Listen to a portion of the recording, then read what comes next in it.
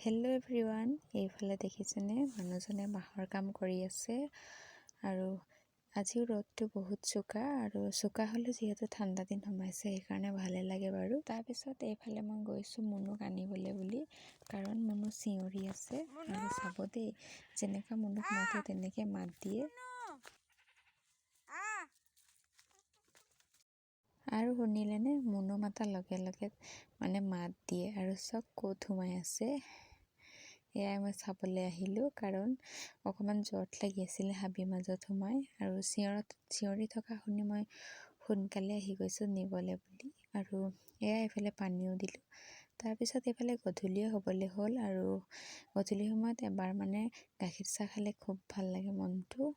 আৰু এয়া আগৰ দিনৰ পৰা দেখিছোঁ, এয়া চৌকা ওপৰতে এনেকৈ তেজপাতখিনি আমাৰ মাহঁতকো দেখিছোঁ ওপৰতে গুজি থৈ দিয়া। তো তাতে থোৱা আছিলে, আৰু তাৰে পৰা ধুই ল'লোঁ দুখিলা। আৰু এয়া দেখিছেনে, চাহ বনাইছোঁ মই এইফালে চাহপাত চেনি দি ধুনীয়াকৈ উতলাই লৈছোঁ। চৌকাতে বনাইছোঁ দেই।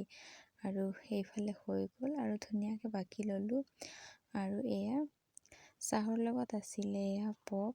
আৰু দেখিছেনে, চবৰ কাৰণে মই এইপিনে বাকি লৈছোঁ।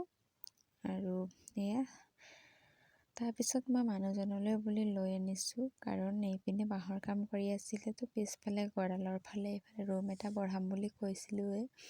তো এইপিনে ৰুম এটা বঢ়াবলৈ, কাৰণ এইটো গুদাম ৰুম বনাবলৈ এইপিনে ঠিক ঠাক কৰি আছে।